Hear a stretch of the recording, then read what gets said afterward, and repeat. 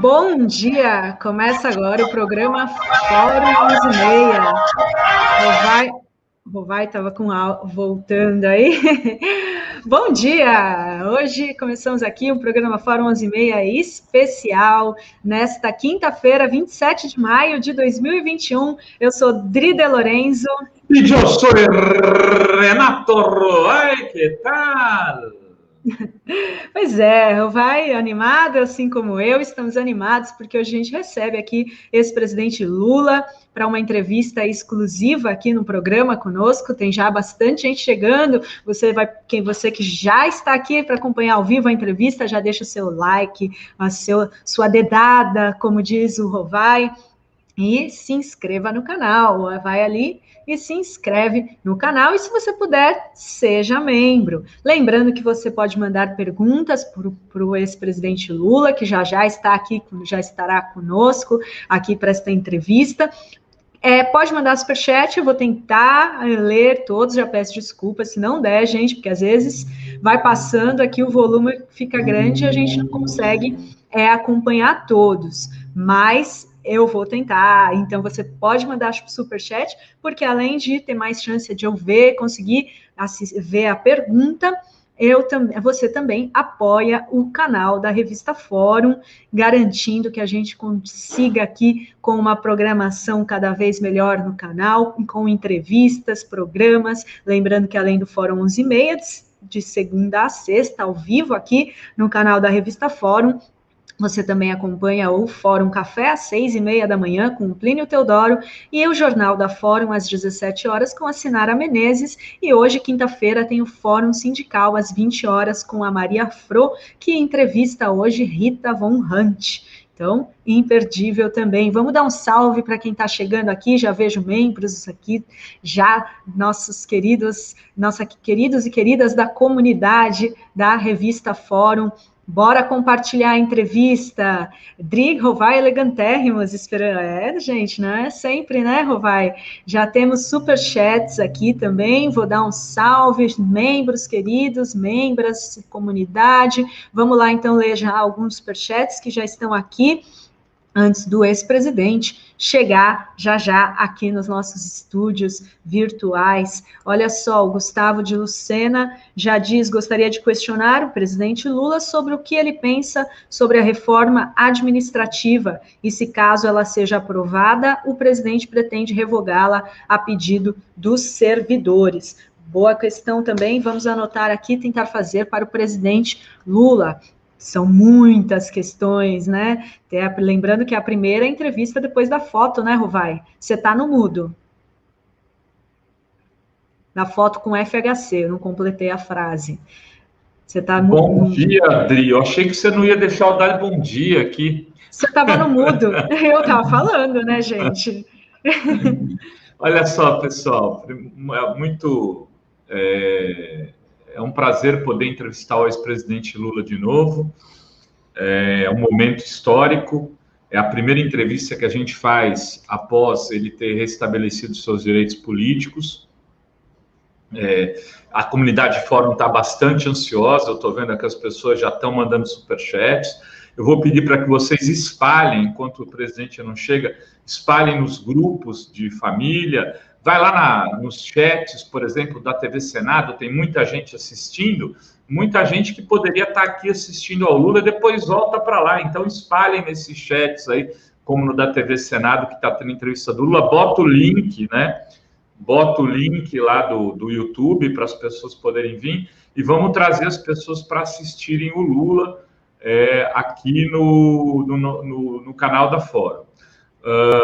Queria agradecer começar agradecendo ao Rony Telles, né, nosso amigo, nosso querido Rony Telles, que tem o seu canal Rony Telles, e que está retransmitindo a entrevista, que vai retransmitir a entrevista. Então, queria pedir para as pessoas que não conhecem o canal do Rony Telles, que façam inscrição no canal dele, e aqueles que estão assistindo pelo Rony Telles, que não são inscritos aqui na TV Fórum, que venham para se inscrever também e para poderem assistir depois, em outros dias, programas aqui na nossa TV, né?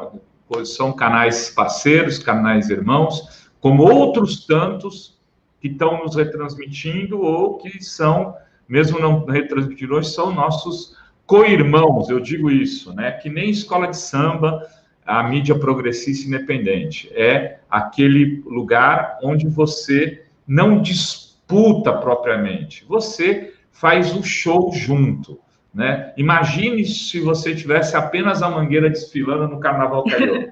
Graça feia. Nenhuma. Precisa da Portela, Beija-Flor, Salgueiro, Viradouro, Vila Isabel, enfim. E a mesma coisa aqui em São Paulo, precisa de camisa verde, precisa de vai-vai, precisa de rosas de ouro. Olha só, eu falando de carnaval aqui. De saudade, né, Rovai? Saudade de aglomerar. De uma aglomeração. Vamos dar dedada, galera. Vamos dar dedada. Pois é, vamos dar dedada que o Lula está chegando. Ele está lá no PT, então ele tem reuniões com parlamentares, lideranças políticas. Ele vai sair de uma reunião e vai entrar aqui para dar entrevista e volta para outra reunião. Já me disse aqui o nosso amigo Stuckert. O Lula está chegando ali, está pondo a lapela. Enquanto isso, o Dri lê uns superchats. Sim, olha só, já tem vários superchats. Como eu falei, gente, vou tentar ler todos. Não vão brigar comigo se eu não conseguir, porque aqui, olha só, José Lobo Avelar já tem uma pergunta. Lula divo maravilhoso. O que o senhor pensa em fazer em relação à política de drogas? Já está anotado aqui também essa questão sobre a política de drogas. Tem também aqui, vamos lá, Elisângela Mello. Te amo, presidente Lula. Olha só, Elisângela já dando o recado para o ex-presidente, que está ainda aqui nos camarins, nos nossos bastidores, já está aqui conosco. Olha só, Paula Eduarda. Presidente Lula, quero parabenizá-lo por toda a sua movimentação política atual. Obrigada pelo superchat. E tem gente, olha só, de Buenos Aires assistindo aqui também. Matheus Ferreira, o fã número 1 da Sinara. Obrigada, Matheus, pela presença. Pedro, peraí, temos aqui Gilca. Ixi, gente, agora falei que não vai ser fácil acompanhar todos. Rosana o pessoal Tavares. Do canal Resistentes mandou um superchat. Quem não conhece o canal Resistentes, se inscrever. Eles, como eu falei, são co-irmãos, todos os canais, né, que estão aqui. O canal do Magrão estava retransmitindo, enfim. Olha só, Rosane Tavares, quero saber do Lula se ele se comprometerá a taxar grandes fortunas e realizar o justo imposto progressivo para rico pagar o que sempre teve isenção. Também está aqui anotada, tem Resistentes, grande entrevista, Rovaidri, beijos do canal Resistentes, um beijo para o canal Resistentes também. Vamos lá, todo mundo se inscrever no canal Resistentes. Não sei se o ex-presidente Lula já está ok, Rovai, se está falando com... Veja se, a hora que puder. Gabriel Carquejo, Rovai, tu é Portela aqui no Rio? Salve, majestade. Eu sou Portela. Legal. Mas adoro a Mangueira, gosto da Vila Isabel. Quando vou no Rio, eu acabo frequentando a quadra da Mangueira, porque ela é mais perto do centro. Acho que o Lula já está a postos, Dri. Já está a postos, então vamos lá. Ele está ainda com o som mutado do microfone, se tiver... Alguém puder desmutar o microfone do ex-presidente, do presidente Lula. Stucker. Vamos subir ele, olha aí, Neuza Maria se tornou nova membro. Hoje é dia de se tornar membro do canal da Fórum, André. Então, todo mundo chegando, se tornando membro aí no canal. É isso aí. Só falta, então, de ligarem o microfone do presidente Lula para a gente subir aqui no nosso estúdio para começar aqui a entrevista. Enquanto isso... Se o Stuckert puder ligar o microfone do presidente... Gilca Pimentel diz, Lula, sua coragem, resistência e força nos inspira. Os caras da Lava Jato não sabiam com quem estavam brigando. Obrigada pelo superchat, Gilca. E tem mais aqui também do Carlos Machado, pergunta sobre a privatização da Eletrobras for aprovada, haverá intenção de reverter esse atentado contra a soberania energética do país. Vamos também perguntar para o ex-presidente. Tem também Cláudio Salgueirosa, o que o presidente acha sobre a desestatização do Porto de Santos. Nada justifica e a autoridade portuária é lucrativa. Pois é, são muitas perguntas. Vamos só aguardar, já, ex-presidente Lula aqui conosco, lembrando que estamos ao vivo no YouTube, aqui da TV Fórum, no canal do Rony Telles, no Facebook, no Twitter, então você pode estar assistindo por vários locais aqui, vários canais. Aqui tem presidente Lula, qual sua posição sobre as manifestações previstas no próximo sábado? Superchat da Júlia Guedes. Bora mandando superchat já. O ex-presidente Lula está aqui conosco. E tem Glaucia Almeida, muito bem-vinda aqui ao clube de membros do canal da Fórum. E temos também aqui, Rovai. Hoje é dia de ficar membro, Olha lá, quem for Lula fica membro da TV Fórum. Aí, olha só, que presentão que vocês vão dar para Fórum e para essa comunidade linda que nos apoia. Hoje é dia de ficar membro. Olha, 7,90 e você apoia o jornalismo progressista. Vamos lá, Lula com a gente, já podemos soltar, colocar o presidente para falar conosco, né, Dri? É isso aí, só ainda tá... Tá arrumando ali, tá arrumando. Ainda tá arrumando, já, gente. Eu achei que estava liberado. Aguenta aí. Olha aí, a Suzane Escobar chegou já de membro, a nova membro aqui. Muito bom, volta Lula, Lula é a luz que o mundo precisa, Lula 13º para os deficientes do BPC, quando você chegar lá, Lula 84, 94, 98, 2002, 2006, 2018 e 2022, olha só aí, ó, o cara votou em Lula todos essas vezes e já vai votar em 2022. Dia triste para Mangueira, faleceu, eu não tinha visto isso, faleceu o Nelson Sargento. Que notícia triste, gente. Eu adorava o Nelson Sargento. Suzana Guedes chegando como nova membro. Você vê, vítima do Covid. Né? Ele tinha 96 anos, estava na hora de morrer. Não, ele foi vítima do Covid, senão ele não morria. Ele estava vivo aqui. Então, é uma tragédia, um horror, né? Com certeza. Quantas vidas perdidas, né?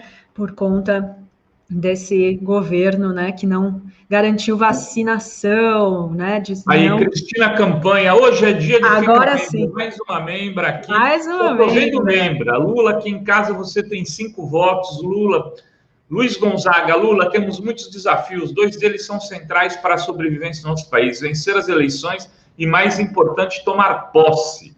Abriu o microfone do Lula. Vamos lá. Abriu o microfone, vai.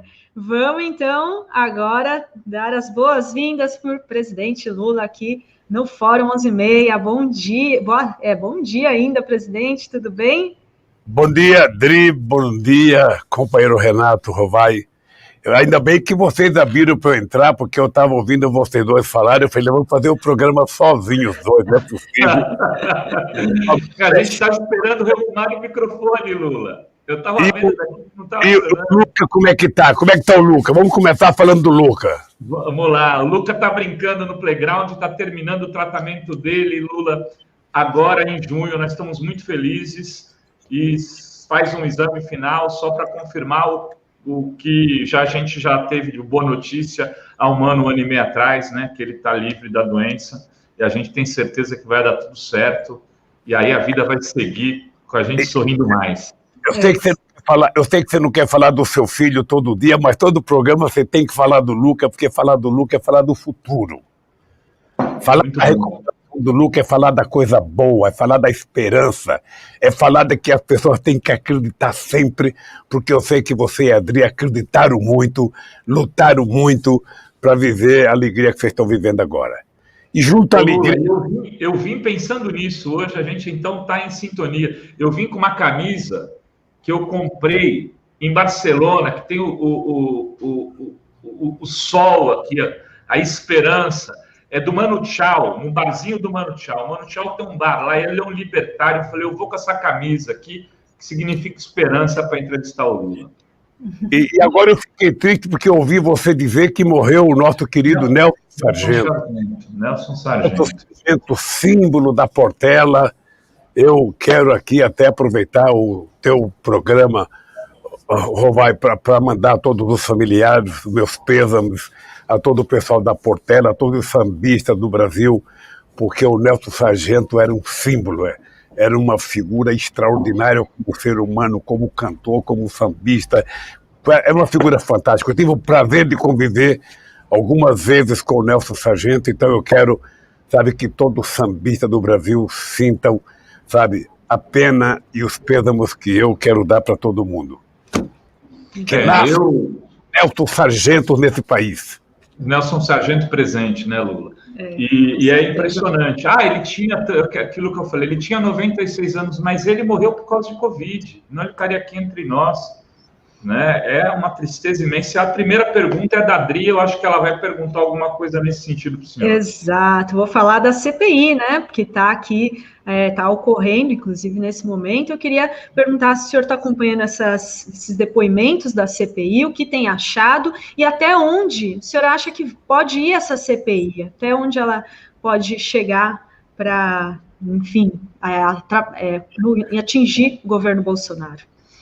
Olha, as pessoas mais experientes politicamente costumam dizer que uma CPI você sabe como ela começa, mas você não sabe como ela termina.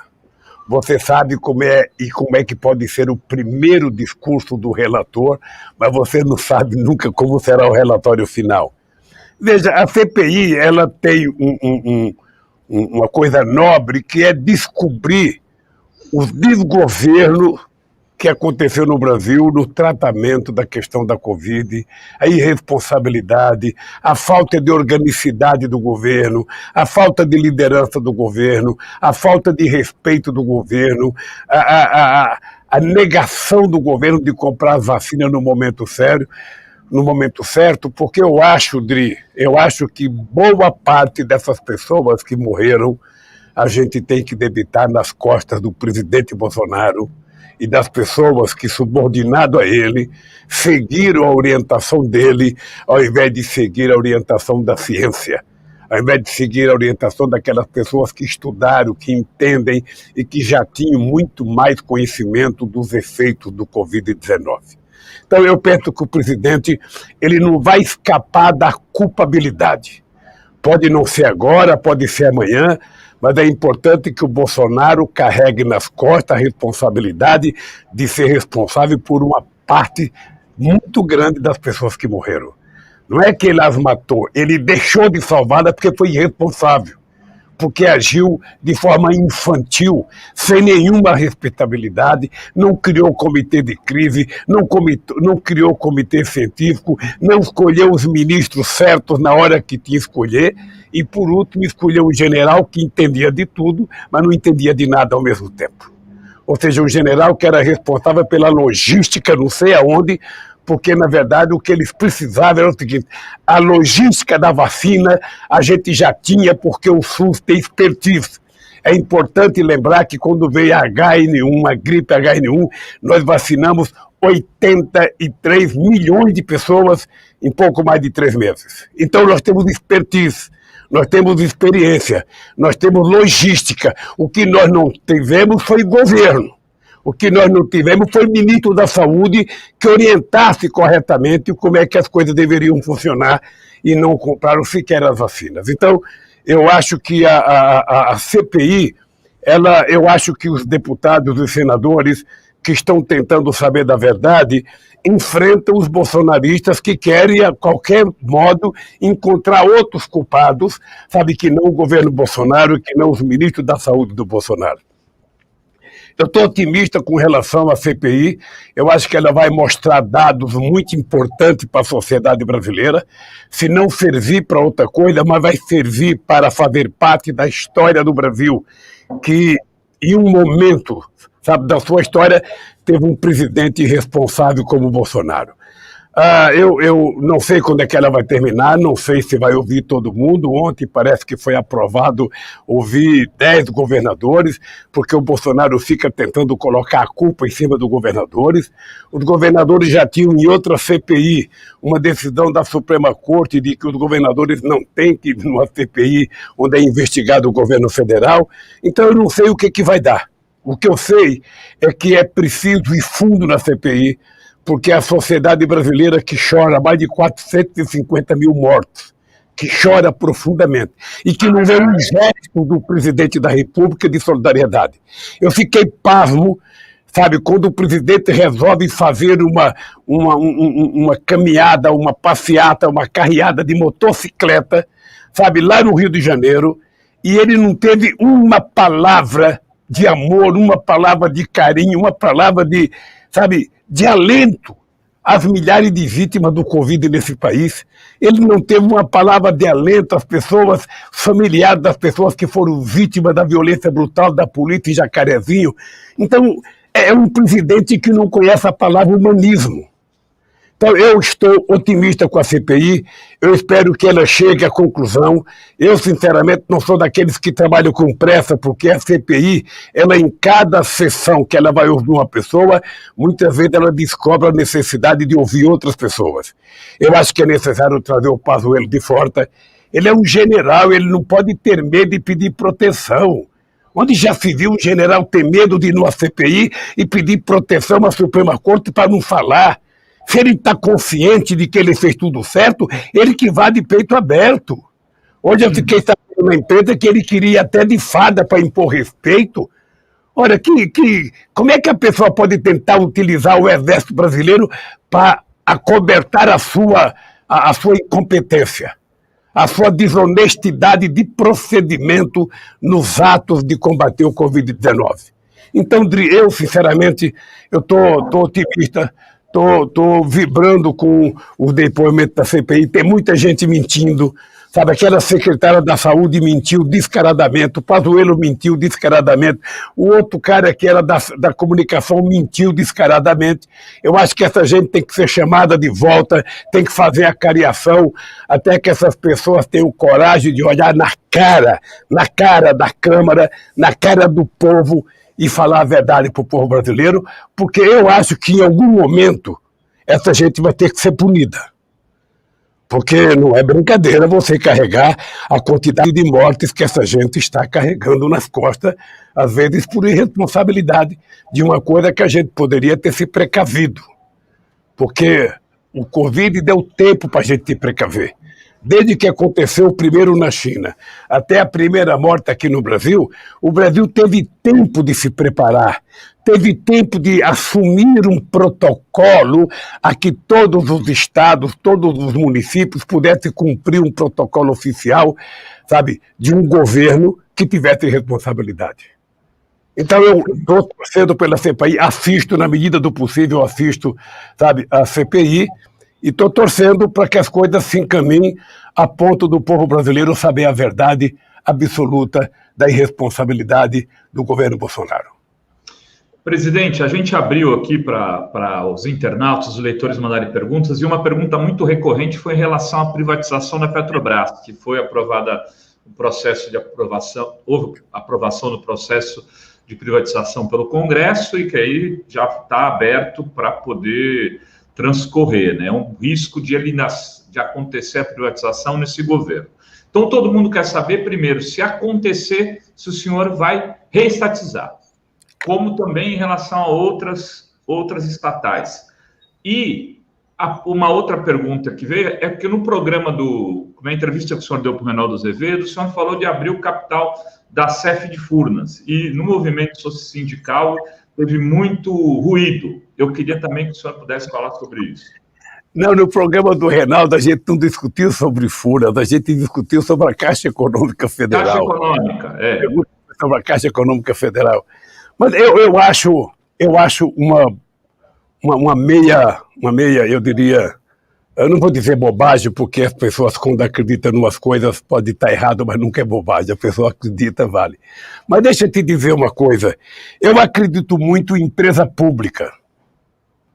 Eu gosto mais da palavra empresa pública do que empresa estatal. Porque uma empresa sendo pública e a sociedade tendo participação majoritária nessa empresa, através de conselhos e através das ações, a sociedade tem mais poder de controlar essa empresa do que se ela for estatal e você tiver um governo de direita. Você pode ter um governo de direita e a comunidade ela pode ter maioria no gerenciamento de uma empresa pública. E ela pode ser, sabe, com o governo de direita, ela pode ser estatizada e o governo faz tudo e vai fazer o que ele bem entender. Então, eu gosto muito do nome de empresa pública. Você olha que eu costumo falar pouco em empresa estatal, eu gosto de falar em empresa pública. Eu gosto de tratar a Petrobras como uma empresa pública, o Banco do Brasil como uma empresa pública, a Caixa Econômica como uma empresa pública, porque o que eu penso de empresa pública é o controle da sociedade nessa empresa, não é o controle do governo, não é o controle do presidente da República. É que essa empresa tem que ser pública porque tem ações na sociedade, e essa empresa tem que ser pública porque a sociedade monta a maioria do conselho e a sociedade tem gente em todas as partes da direção dessa empresa.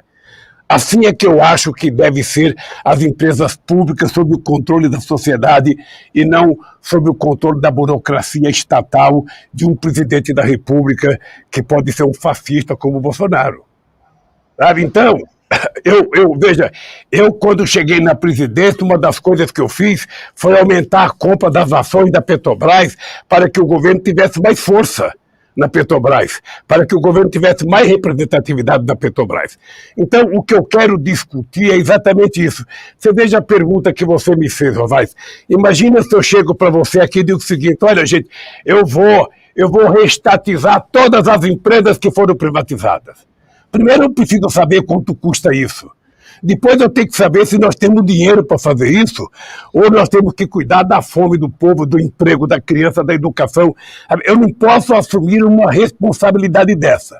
O que eu posso dizer para as pessoas é que, na minha cabeça, o Estado sem empresas públicas fortes, para que o Estado tenha poder de incidir na economia, no investimento em ciência, no investimento na questão tecnológica, no investimento da indução do desenvolvimento desse país, o Estado vale muito pouco.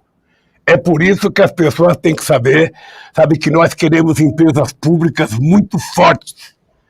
Queremos uma Petrobras, uma empresa pública muito forte, porque nós precisamos fazer do pré-sal um passaporte do futuro do povo brasileiro.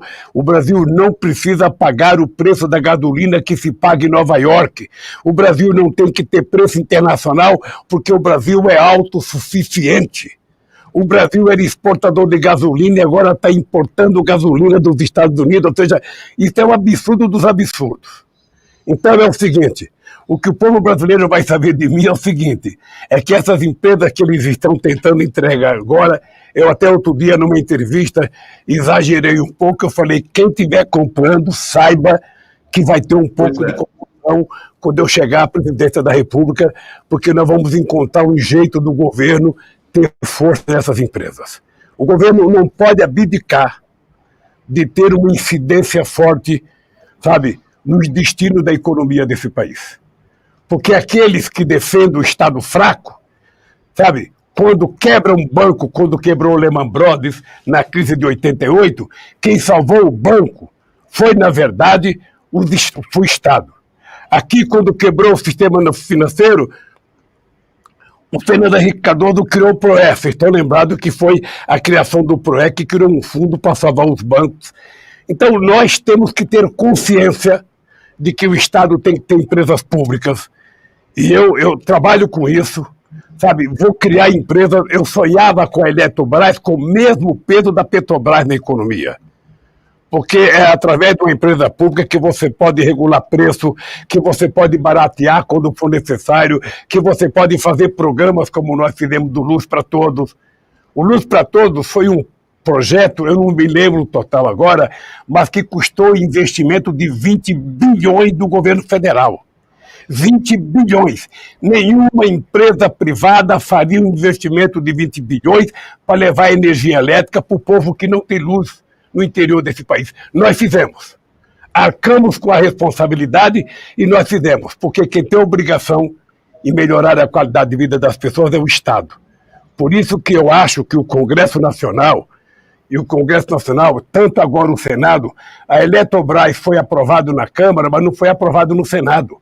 É preciso que a sociedade aprenda a se manifestar, a ir conversar com os senadores. As pessoas sabem onde os senadores moram. Vá procurar o senador na sua casa, vá procurar o senador aonde eles frequentam, para poder convencê-lo de que não é possível privatizar a Eletrobras, não é possível privatizar a Petrobras, não é possível privatizar bancos importantes para o desenvolvimento da economia brasileira. É assim que eu penso. Foi assim que eu agi quando eu era presidente. Você está lembrado que eu comprei a Caixa Econômica de São Paulo quando eu era presidente da República, para não deixar ela cair na mão de empresa privada. Nossa, a Caixa é nosso banco, né, Lula? Isso. É. Dri, a gente tem uma pergunta da Sinara Menezes. Antes, eu queria pedir para as pessoas darem curtidas aqui. Pode se tornar membros, é dia de se tornar membro, de celebrar a esperança, como disse o Lula no começo do programa. E divulguem também aí, tem gente vendo TV Senado ainda, vem para cá, sai da TV Senado agora, depois volta, depois pode voltar à vontade. E agradecer ao Rony Teres, que está retransmitindo entrevista, grande Rony Teres. Dri, pergunta Vamos lá. Bom dia, Dri. Bom dia, Rovai. Bom dia, presidente Lula. Bom, a pergunta que eu quero fazer para o presidente Lula é a seguinte. Presidente, faz alguns dias o senhor se reencontrou com o presidente Fernando Henrique e vocês mostram uma reaproximação, né? Como foi exatamente a conversa entre vocês? Houve algum pedido de desculpas por parte do Fernando Henrique por ele não ter dito nenhuma palavra em sua defesa na época da Lava Jato? Ou vocês deixaram tudo para trás em nome da defesa da democracia? Olha, primeiro, você não deixa tudo para trás. Segundo, você não vai procurar uma pessoa para conversar para alimentar as divergências que você tem. Quando eu me propus, e acho que foi essa mesma cabeça que permaneceu no presidente Fernando Henrique Cardoso, a gente aceitar um convite do ex-ministro Jobim, que foi ministro do Fernando Henrique Cardoso e foi ministro meu, de almoçar, era porque nós tínhamos interesses comuns em discutir. Primeiro, o restabelecimento da democracia no país. Eu digo sempre que era um prazer e era um luxo nesse país ter o PT e o PSDB discutindo e disputando a presidência da República. Era um partido que se dizia de social-democrata e um outro partido de esquerda. Então era muito gratificante para o povo. Eu perdi 2 vezes para o Fernando Henrique Cardoso, eu ganhei 2 vezes do PSDB, depois da Dilma ganhou mais 2 vezes. Era um momento civilizatório desse país. E eu dizia para o Fernando Henrique Cardoso, e na discussão a gente discutiu bastante, que é anormal, para quem ama a democracia, o Brasil ter um presidente tipo Bolsonaro. Porque ele é a negação da política, ele é a negação da democracia, ele é a demonstração do humanismo, sabe? Ele é tudo que a gente jamais esperava que fosse governar esse país. Então a gente discutiu, por exemplo, a necessidade da nossa continuidade de luta pela vacina, porque a vacina é a única coisa que pode dar garantia para que o povo possa voltar a ter um pouco de tranquilidade. Segundo, a gente discutir a questão, sabe, do auxílio emergencial de R$600 para que as pessoas possam viver enquanto essa pandemia durar. Terceiro, a gente discutir política de crédito para financiar pequenas e médias empresas nesse país, sabe, e garantir que a democracia vote. A democracia ela pode votar ou através de uma decisão de uma CPI que diga que o presidente Bolsonaro tem que ser empichado, ela pode votar através das eleições de 2022. Eu não sei qual é o jeito que ela vai votar. A única coisa que eu tenho certeza é que não passará de 2022, porque não é o Lula, não é o Rovai, não é a Dri que vai derrotar o Bolsonaro. É o povo brasileiro que vai derrotar o Bolsonaro. É o povo brasileiro que vai dizer: nós não merecemos isso. Nós gostamos de paz, nós gostamos de esperança, nós gostamos de amor, nós gostamos de cultura, nós gostamos de gostar. Sabe? E é esse novo gesto do povo brasileiro que não está baseado no ódio de 2014 e no ódio de 2018, que vai permitir o povo brasileiro voltar a ser feliz e voltar a sorrir.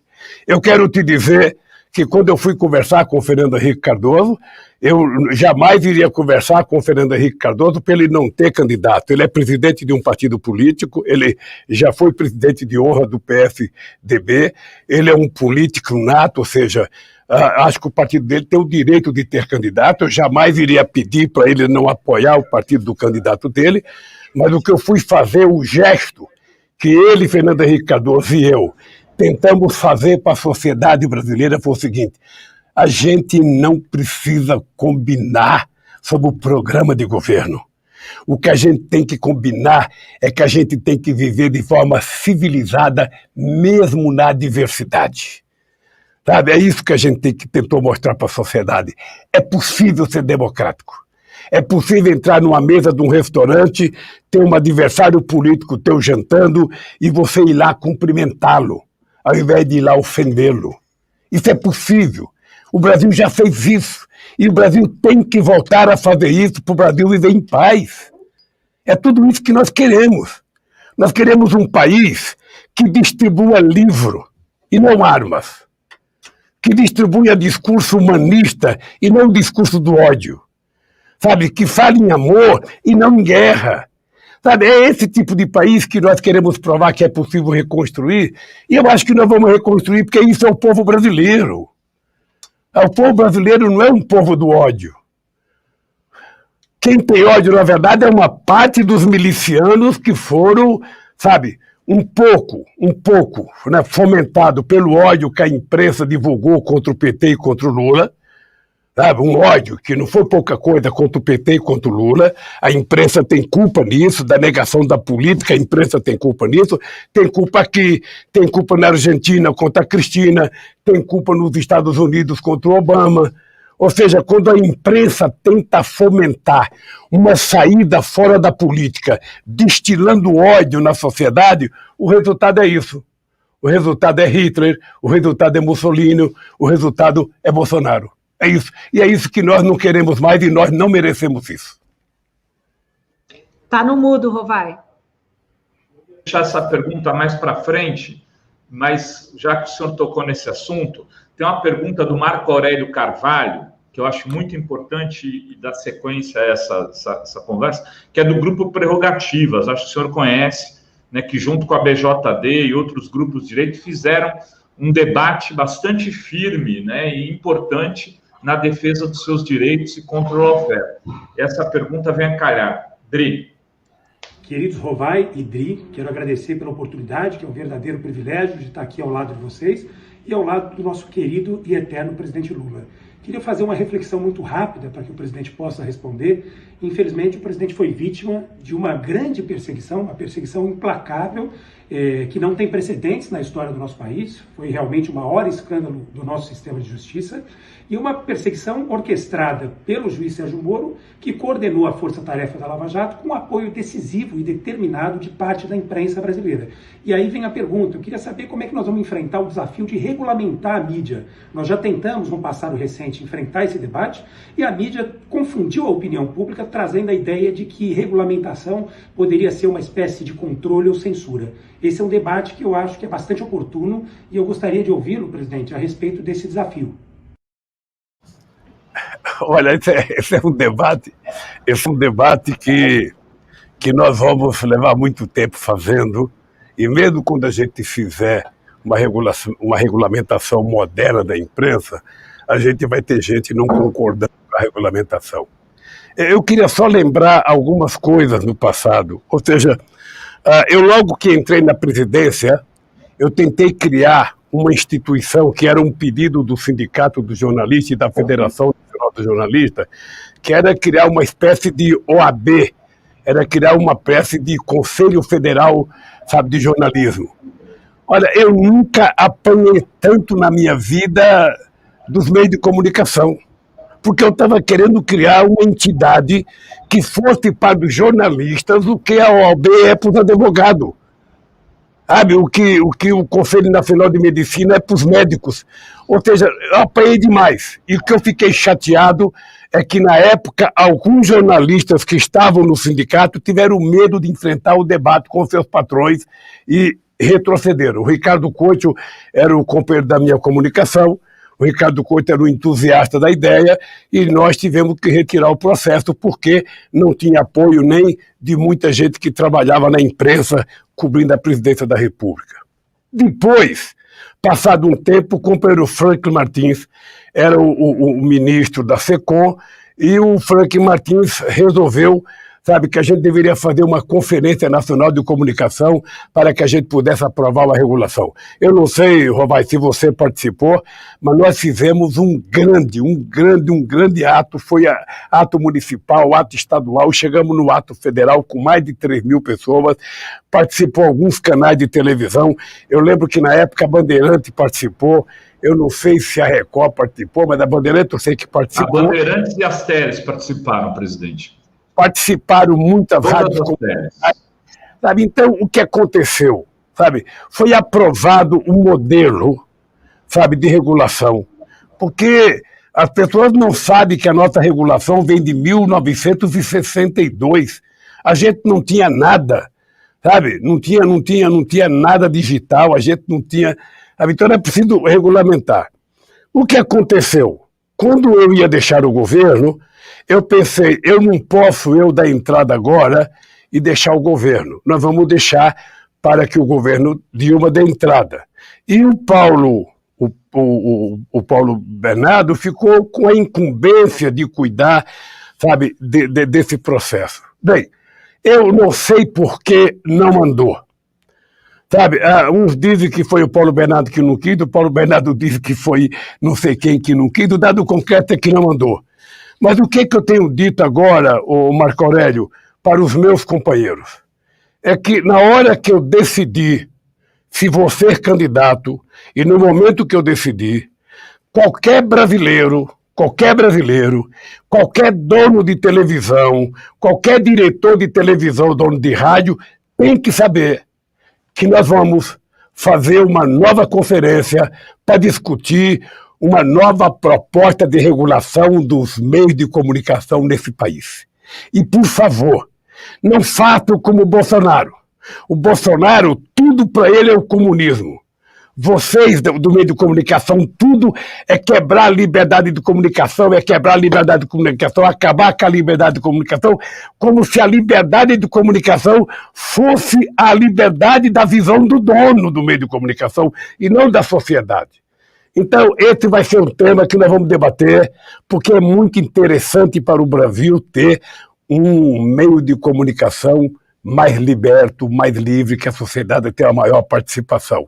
Nós vamos fazer isso e não diga que eu quero um modelo de imprensa como na Rússia de Stalin, não. Eu quero um modelo de comunicação como a Inglaterra, eu quero um modelo de comunicação como a Alemanha, eu quero como a França, ou melhor ainda, se a gente tiver mais maturidade. Mas o que eu quero é que a sociedade tenha maior poder de influência, sabe, na notícia desse país. Porque não é possível você dar uma concessão para uma televisão, falar mal de você o tempo inteiro e ainda se diz que a única coisa que eles aceitam como controle é o controle remoto. Acabou essa história. Acabou essa história. Nós vamos tentar mostrar que é possível ter uma televisão livre sem que o único tutor seja o dono. Sabe? Então que a sociedade tem que ter responsabilidade. Mas de qualquer forma não vai ser eu que vou fazer isso. Isso vai ser debatido, os donos de comunicação vão ser convidados, os donos de rádio vão ser convidados, todo mundo vai ser convidado, porque não é uma coisa para quem ganhar as eleições, é uma coisa para o Brasil. Ou seja, o Brasil do século XXI não pode continuar com os meios de comunicação regulados, sabe, do século XX. É isso. Tá no mudo, Rovai. Eu queria voltar para a política dura. O senhor esteve em Brasília, foi a sua primeira ida para articulações mais diretas. Eu sei que o senhor deve usar o telefone, o WhatsApp, está conversando com muita gente, mas depois que o senhor teve os direitos políticos restabelecidos, essa ida a Brasília foi o primeiro momento. E lá o senhor teve com pessoas de vários espectros do campo político. O senhor recebeu o Freixo, o senhor recebeu o Contarato, recebeu o Everton do PDT, que é candidato lá do partido do Ciro no Maranhão, o senhor recebeu o Sarney, teve com o Eunício de Oliveira, que disputa no Ceará. Eu queria entender aí como é que foram essas conversas e quais os sinais que isso significa. Para onde a gente vai? Olha, o Sarney eu não recebi, eu fui na casa do Sarney. Foi a casa dele. Porque eu queria aprender como se chega a 90 anos, eu estou com 75. E eu fiquei pasmo como o Sarney está bem, fiquei boquiaberto de ver como o Fernando Henrique Cardoso está bem, muito melhor do que na televisão. E eu, então, voltei para casa e falei para Jojo, olha, eu já sei como é que a gente vai viver pelo menos uns 90 anos, eu quero me garantir, sabe, como os dois ex-presidentes, eles estão bem. Bem, por que eu fui a Brasília conversar, Rovai? Veja, primeiro porque, eu não sei se você lembra, Rovai, quando você era muito menino, e eu era presidente do Sindicato dos Metalúrgicos em 1978, eu cheguei a cunhar uma frase que eu achava que era a frase do século, de tão inteligente. E depois que eu fiquei mais sabido, eu descobri que era uma burrice muito grande que eu tinha falado. O que eu disse? Eu disse, eu não gosto de política e não gosto de quem gosta de política. Bicho, era o máximo. Algum setor da imprensa me tratava como operário puro, o dirigente sindical puro. Ele não pensa no poder, ele só pensa no economicismo, sabe? Ele só quer 10% de aumento. E a minha cabeça era assim mesmo. Acontece que 3 meses depois, nós resolvemos apoiar o Fernando Henrique Cardoso para senador, porque ele disputava contra o Caldo Lembo pela Arena e o Fernando Henrique e o Montoro na sublegenda do PMDB. E nós achávamos que o Fernando Henrique Cardoso tinha chegado do exílio, era mais jovem, era mais moderno, e os sindicalistas todos, nós fomos atrás do Fernando Henrique Cardoso, conseguimos inclusive indicar o doutor Maurício, da São Bernardo do Campo, que faleceu 11 dias atrás, como suplente de senador. Mas isso foi uma coisa extremamente importante para nós. E depois eu descobri que não é possível você fazer política fora da política. Não é possível você sonhar em construir um mundo melhor fora da política. Quem fala isso está mentindo. Se você tiver um candidato, um amigo, que diga para você, não, eu vou consertar esse país e não vou conversar com nenhum partido, não vou conversar com nenhum político, não vou conversar porque é todo mundo ladrão, esse cara não governa. Esse cara não governa. Sabe por quê? Porque o Congresso Nacional, por mais que você não goste do Congresso Nacional, o Congresso Nacional é a cara do povo brasileiro no dia da eleição. O cara pode até, no dia depois da eleição, estar xingando todo mundo. Mas ele tem que saber que o Congresso Nacional que foi eleito é a cara do comportamento político dele, do comportamento psicológico, do comportamento da sua sabedoria, do seu comportamento das informações que ele tinha. Está lá, ele plantou. Se você planta abacate, não vai nascer uva. Se você planta tomate, não vai nascer jaca. Então, se o povo plantar uma jaca, é a cara do que vai acontecer. E você precisa conversar, porque é com essa gente que você conversa. Eu gostaria de conversar com os caras que perderam, que são melhor. Não, mas você não governa com quem perdeu, você governa com quem ganhou. Você tem que conversar com o cara que tem um mandato. E o cara que tem um mandato, ele pode te dizer o seguinte, olha, eu não gosto de você que é presidente, eu não votei em você, eu votei em outro candidato, por que eu tenho que votar nas coisas que você manda aqui?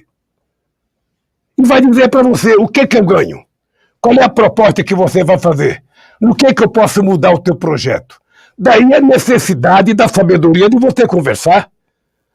Você pode mandar um projeto para lá, você manda 100% das suas intenções, ela pode não ser aprovada 100%, ela pode ser aprovada 60%, ela pode ser aprovada 70%, porque os outros também têm direito de dizer que você está errado. Então, eu fui conversar porque eu me dei bem com toda essa gente. Eu deixei a presidência da República, o Rovai. Eu tenho um orgulho muito grande disso. Na campanha de 2010, não teve um candidato no Brasil que fez algum panfleto contra mim. Nem o Serra, que era candidato a governador. O Serra começou com uma fotografia minha do lado, dizendo que era meu amigo. É verdade. Você sabe por quê, Rovai? Porque eu sou um homem que eu aprendi muito cedo na vida o que é negociação, o que é enfrentamento. Então, veja, ninguém é obrigado a gostar de mim. Eu não sou obrigado a gostar de ninguém. Mas se a gente não fizer o mínimo de esforço para conviver pacificamente, mesmo sem se gostar, não tem democracia. Então eu fui lá para as pessoas saber que eu estou vivo, porque muita gente achou que eu estava morta, o Lula acabou para a política, o Lula está enterrado, sabe? E eu dizia, primeiro vocês não conhecem o PT. Depois vocês não conhecem o movimento social desse país. Depois vocês não me conhecem. Sabe, eu sou filho de uma mulher que, às vezes, de domingo de manhã, na Vila São José, em São Caetano, ela com 5 filhos do lado dela, porque 3 já tinham casado, não tinha um pouco de feijão para colocar no fogo, e eu não via a minha mãe ficar desesperada. Ela fala, amanhã tem. Amanhã tem. E todo mundo que achou que eu tinha acabado para a política, eu dizia, amanhã tem. Amanhã tem. Sabe? Então, eu fui conversar, eu estou aí, eu sei que nós temos que conversar, respeito as nossas divergências, sabe? Considero que vocês têm o direito de ter a divergência comigo, mas eu quero ter o direito de poder dialogar com vocês. Eu quero ser tratado como um ser humano. Eu não sou algoritmo e não sei trabalhar com fake news. Eu sou daqueles que gostam de conversar, Rovai, conversando no olho. Eu estou dando a entrevista para você aqui, via internet, mas eu gostaria mesmo de estar sentado perto de você e da Adri, olhando, sabe? Olhando um no olho do outro, conversando com sinceridade. Então eu fui conversar por isso. Ainda vou conversar com mais gente. Não estranhe, Rovai, que eu converso com todo mundo. Eu sou um homem que conversa com todo mundo. Eu sou capaz de conversar com um inimigo meu e sair de lá, sabe, com a mesma cabeça erguida que eu entrei. E eu estava pensando, era no Brasil. Que Brasil que a gente pode construir? O que a gente pode oferecer para o povo brasileiro? Porque, veja, o Brasil que eu deixei em 2010, sabe, todas as políticas de inclusão social que nós fizemos estão desaparecendo, Rovai. A Universidade Federal do Rio de Janeiro não tem dinheiro para pagar os funcionários. Sabe, os reitores estão todos se queixando que está quebrada a universidade. Você já não tem mais a quantidade de aluno que a gente tinha, já não tem mais o ProUni, o FIES não tem quase mais crédito. Sabe, então, que país que a gente quer? E eu, como quero um país em que as pessoas possam... O meu país é simples, Rovai. Meu país é tão simples que muita gente grafina não gosta porque é difícil construir coisa simples. Eu só quero um país assim, ó. Todo povo brasileiro tem direito de tomar café, almoçar e jantar. Ponto 1. Ponto 2. Todo brasileiro tem direito de ir para a escola pública de qualidade. Ponto 3. Todo brasileiro tem o direito de disputar uma vaga na Universidade Brasileira. Ponto 4. Todo brasileiro tem que ter direito à saúde, todo brasileiro tem que ter direito ao emprego, o salário mínimo tem que dar para as pessoas sobreviver decentemente. Todas as pessoas têm o direito de ter acesso à cultura, têm direito de ter acesso a viagens férias, a viajar de avião. Esse país é simples que eu quero fazer, e é possível fazer porque eu já provei uma vez, e é por isso que eu posso dizer para vocês dois, Dri e Rovai, pode ter certeza que o Luquinha vai viver num país muito mais decente do que esse que nós vivemos. Pode ficar certo disso. Eu tenho compromisso com o passado, com o presente e com o futuro desse país. Esse povo tem o direito de ser feliz. Esse povo tem que ter o direito de ter o mínimo necessário para viver com dignidade. Quando eu falo que eu quero ver o povo fazer um churrasquinho de domingo e comer uma picanha ou uma costela tomando uma cervejinha, É porque é o mínimo que a gente pode querer para o povo. Como é que pode um presidente da República exibir uma picanha que custa R$ 1.200 o quilo e o povo não está podendo comprar meio quilo de filé? Sabe? Então esse presidente que vai ser presidente, sabe, não na China, mas na Cochichina. Sabe? A Dinamarca, né? E deixa o povo brasileiro ter um presidente democrático, alguém que saiba, sabe, que o povo tem direito. É isso, é isso.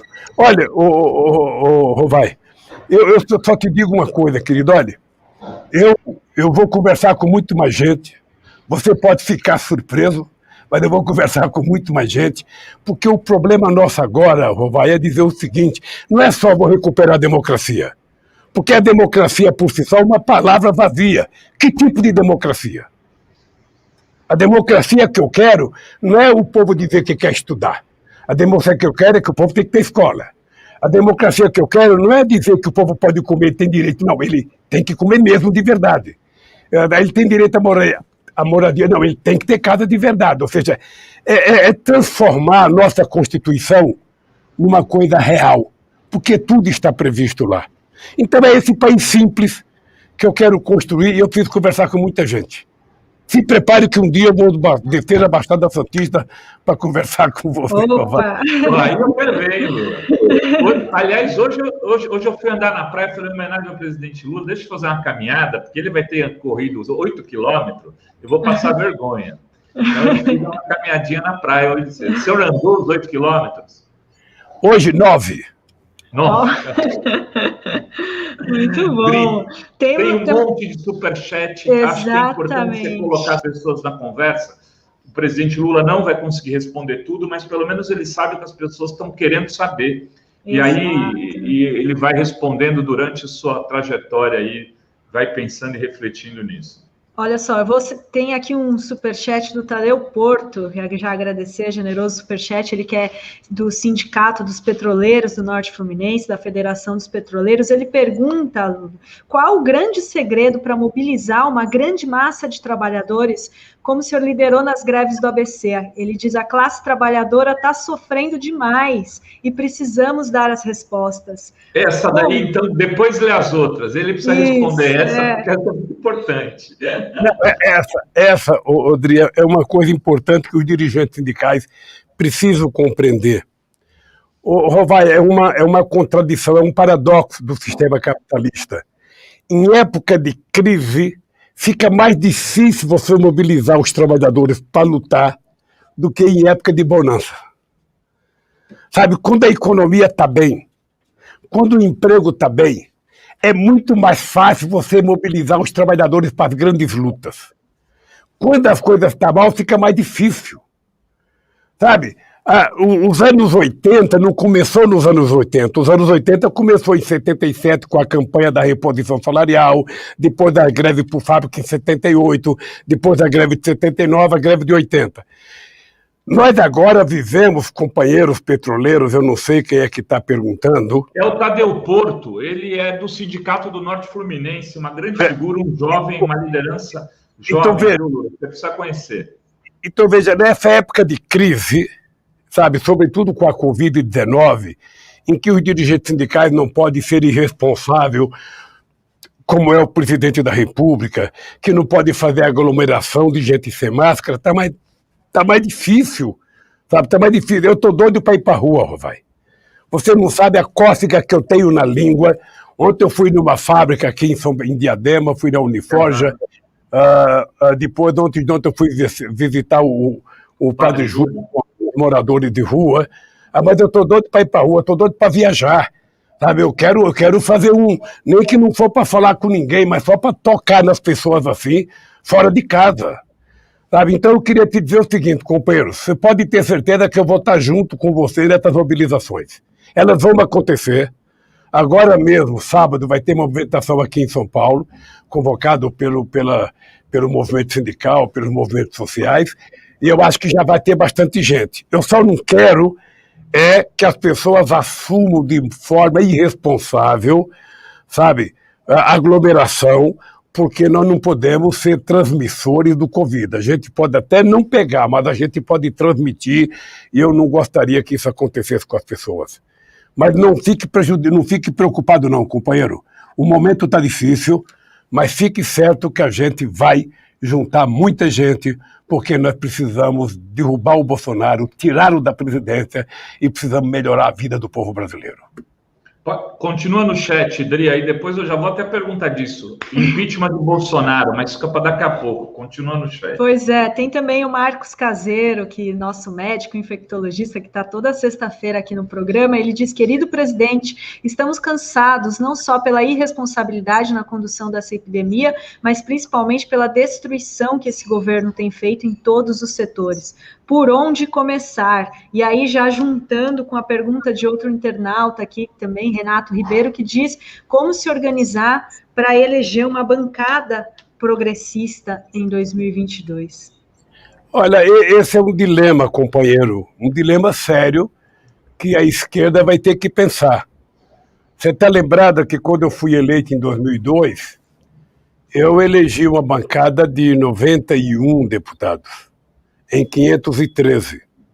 Se a gente juntar todos os partidos de esquerda, nós não chegamos a 150 deputados em 513. Então fica muito difícil você governar se você não tem uma maioria, sabe, que te permita fazer as mudanças que a sociedade espera que seja feita nesse país.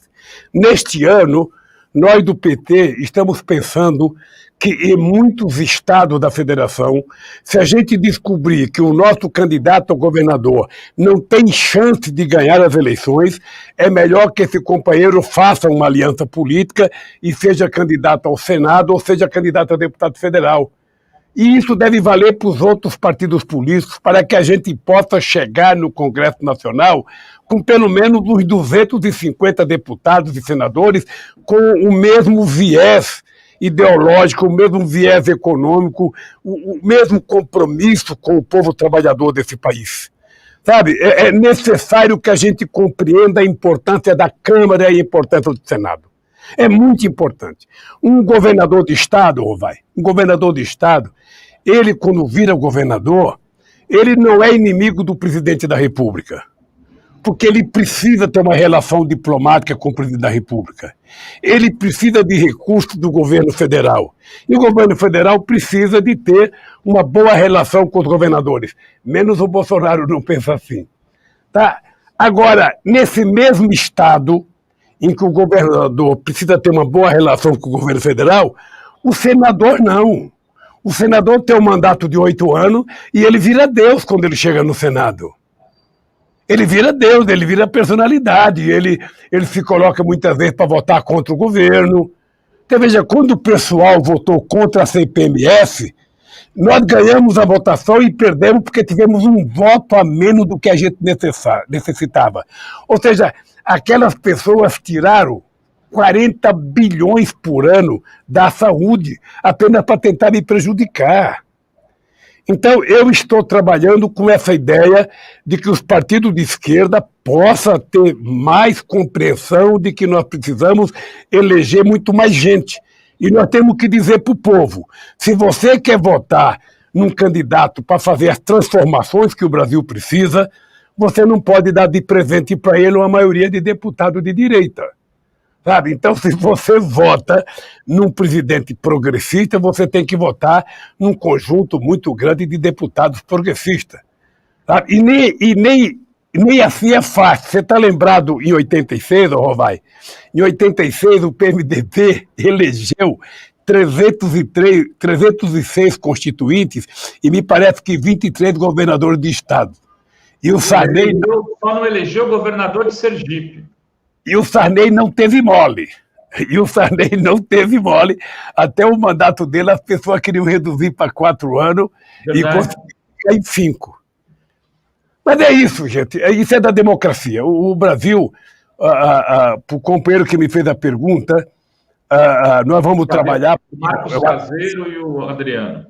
Porque eu acho que os setores progressistas precisam voltar a governar para o Brasil voltar a ser democrático, mas nós precisamos ter consciência que é preciso votar muito, muito. É votar mais em negro, é preciso votar mais em mulher, é preciso votar mais em gente que tenha compromisso com o povo trabalhador. Não é possível. A gente só tem 2 sem terra como deputado federal e tem uma bancada ruralista de quase 300 deputados. Não é possível.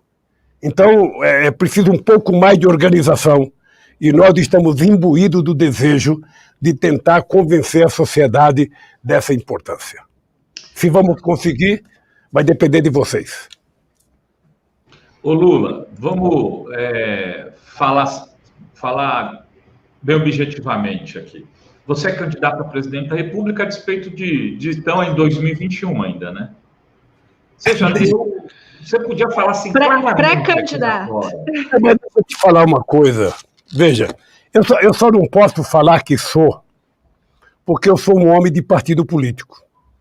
Eu só não posso falar que sou porque eu tenho que ter mais responsabilidade, porque eu quero construir antes um grupo de companheiros, sabe, em volta de uma possível candidatura. E se chegar no momento as pessoas entenderem que eu possa ser a pessoa mais fácil de representar esse grupo e ganhar as eleições, eu não tenho dúvida de que eu vou ser candidato a presidente da República, tá? Mas antes de decidir que eu vou ser candidato a presidente da República, eu tenho que fazer essa construção. E antes de decidir, eu quero fazer um baita de um check-up, eu quero ver como é que está meu coração, quero ver como é que está o meu pulmão, quero ver como é que está minhas canelas, sabe? Esse negócio que eu brinco todo dia, que eu tenho 75 anos, energia de 30 e tesão de 20, pode crer que é verdade.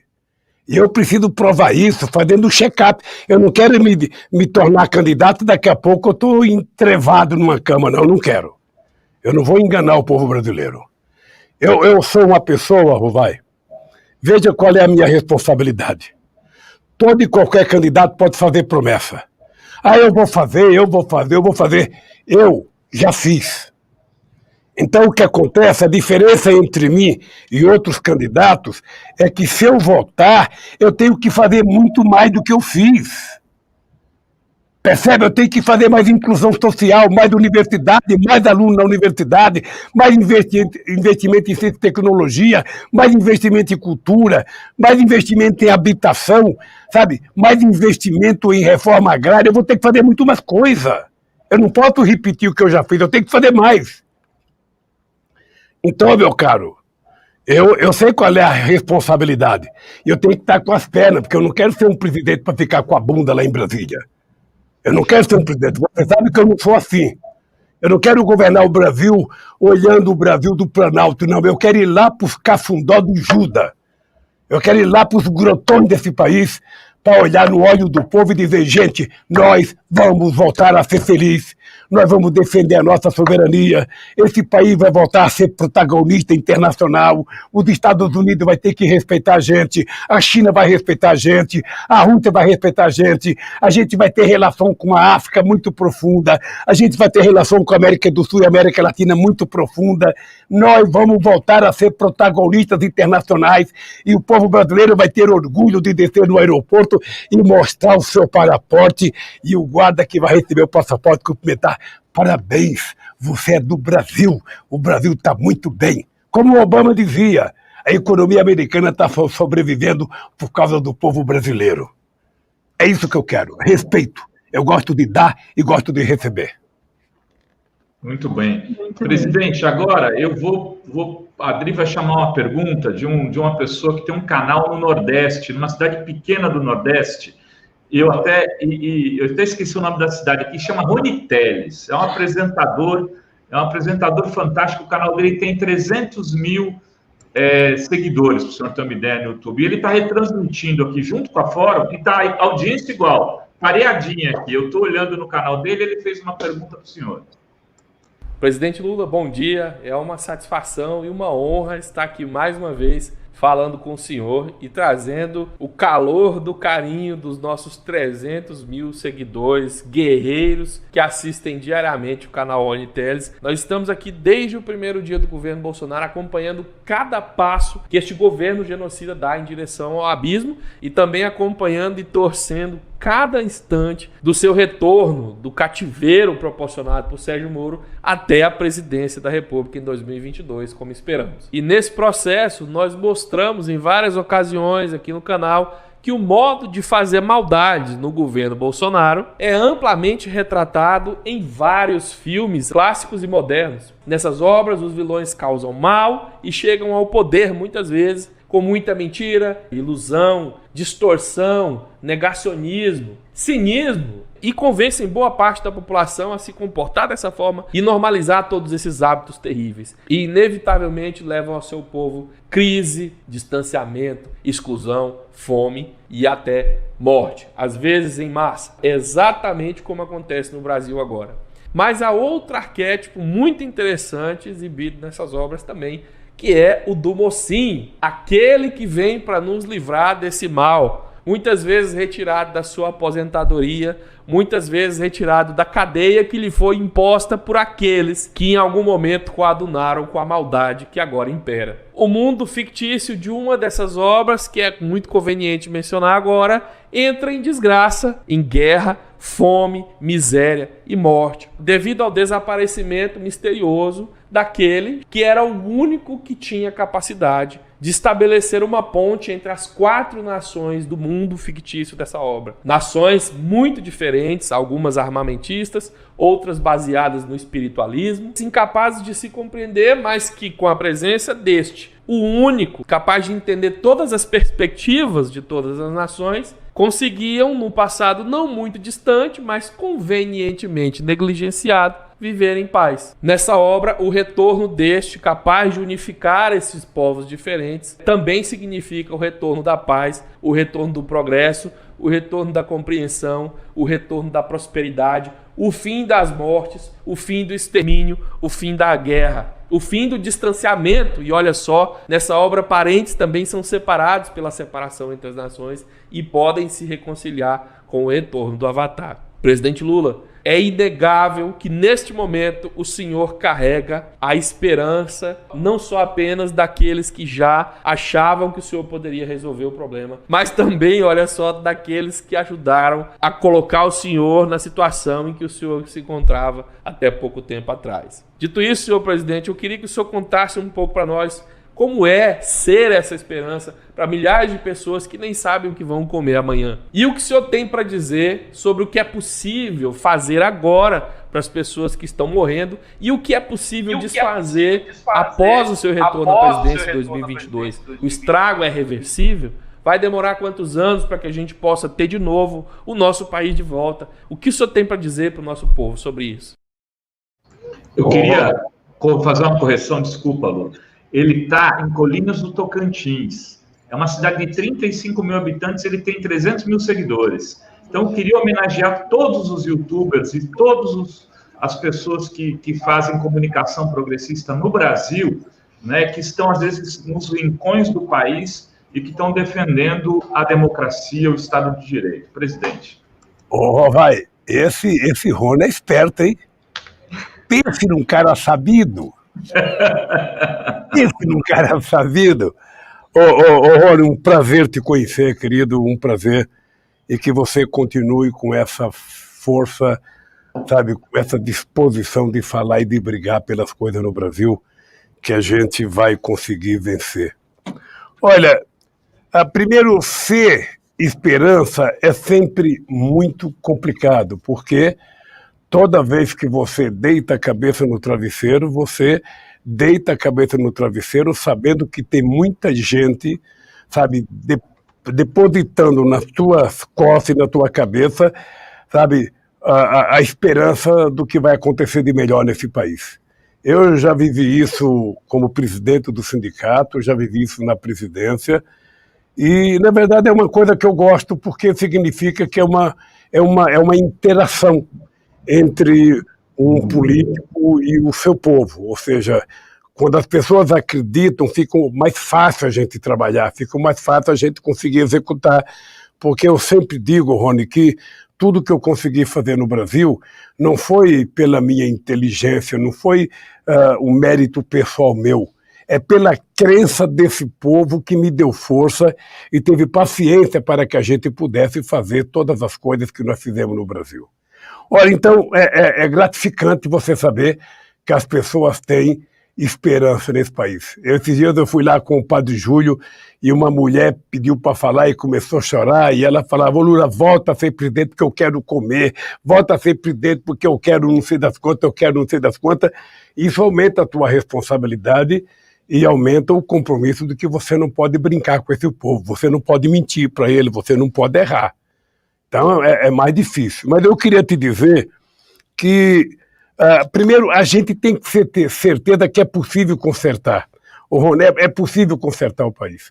Quando eu ganhei as eleições em 82, Rony, você deveria ser muito novo, mas naquele tempo o pessoal dizia que o Brasil estava quebrado, que o Brasil não tinha jeito e que o Lula não ia conseguir governar o Brasil.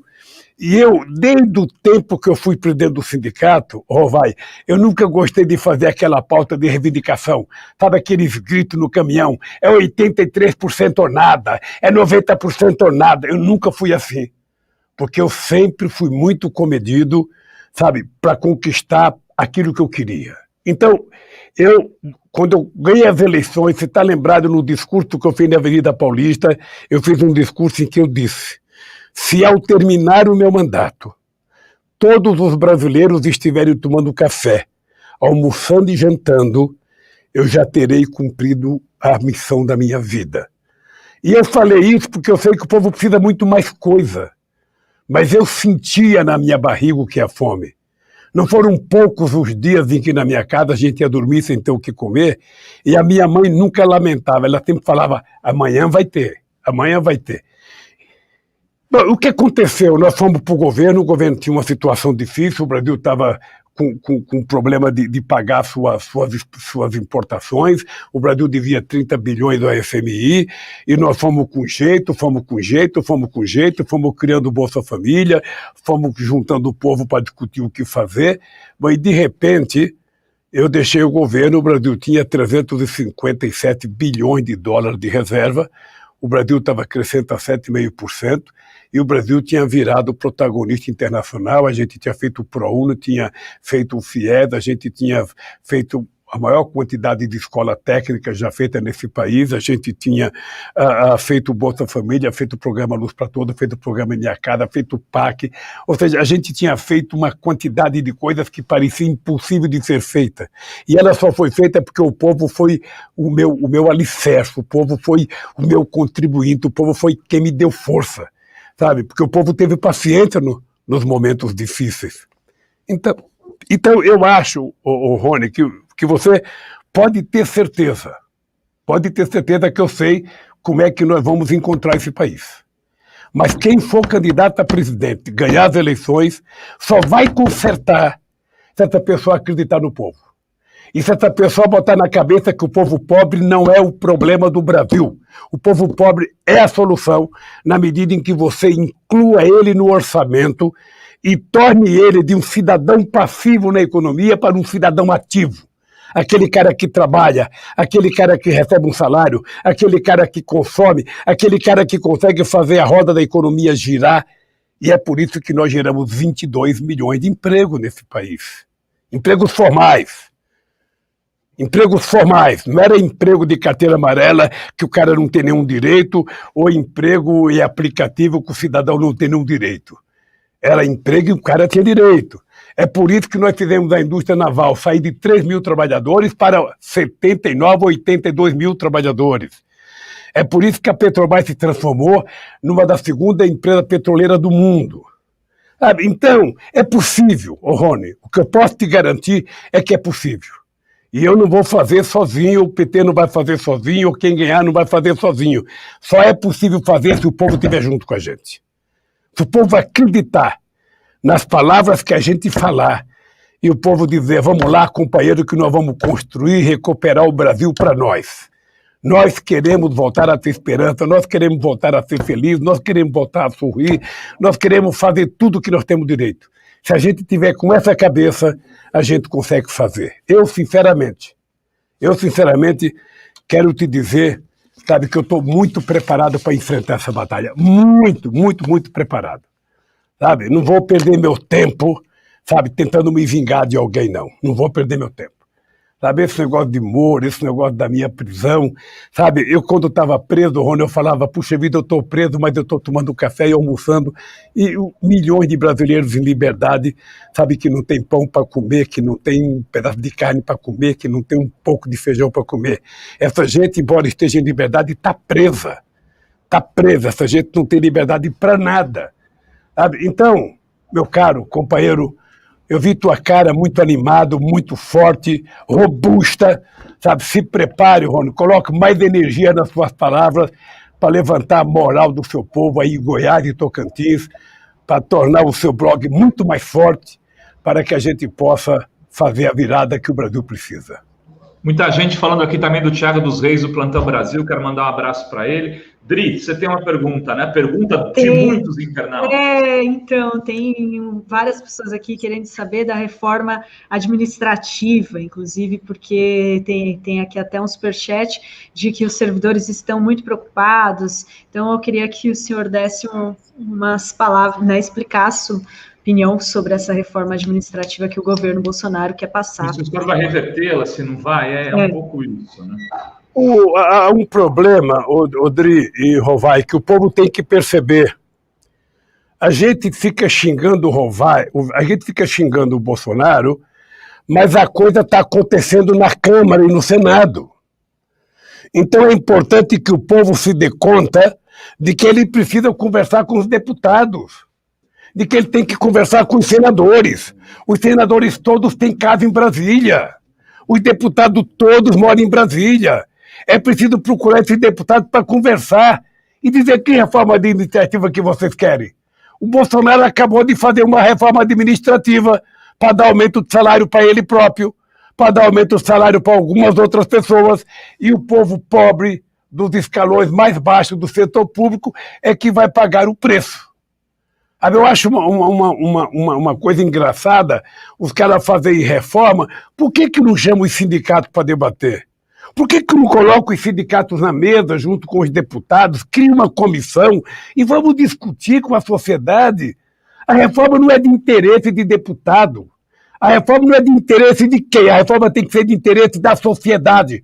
Então, é importante que os sindicatos façam pressão para sentar numa mesa de negociação e saber que diabo de reforma é essa. Que vocês vão tentar jogar a culpa nos gastos do Estado, dos funcionários. É importante saber que se esse país quiser melhorar a educação, tem que contratar mais gente. Se ele quiser melhorar a saúde, vai ter que contratar mais gente. Se ele quiser melhorar o atendimento à população, vai ter que contratar mais gente. Então, antes de fazer a reforma, chama as pessoas para conversar, cria uma mesa de negociação. Quando eu era presidente, Rovai, eu tinha uma mesa de negociação que envolvia 10 ministros, para conversar com o movimento social. É assim que você faz. Então, vocês não podem deixar a Câmara e o Senado fazer isso sem que debata com vocês, companheiros. Sabe? Essa gente depende do trabalho de vocês. Então, é importante saber, enquanto o Bolsonaro fica fazendo os fake news mentirosos dele, falando as bobagens dele, o presidente da Câmara e o Guedes vão desmontando o Brasil. Sabe, então agora a gente tem que pressionar o Senado para não permitir, sabe, que passe a reforma da Eletrobras. Sabe, agora a gente tem que começar a fazer pressão para não deixar acontecer a reforma administrativa, para não vender a Petrobras, mas isso a gente tem que ir diretamente nos deputados. E é importante que vocês reivindiquem para vocês uma mesa de negociação. Que os deputados que estão convencidos que tem que fazer a reforma administrativa sentem com vocês, discutam com vocês, para que vocês possam mostrar a visão que o povo tem. Eu, quando teve a reforma da Previdência Social, eu fico lembrando, na televisão não tinha um representante de trabalhador falando, Rovai. Era só representante do sistema financeiro, aqueles que queriam se apoderar do dinheiro da Previdência Social. Sabe? Então, eu acho que vocês não podem deixar isso acontecer. Sabe? Não pode deixar. Eu tenho brigado com a bancada do PT, brigado no bom sentido, eu tenho sugerido à bancada do PT que é preciso voltar a ter uma atividade presencial dentro da Câmara.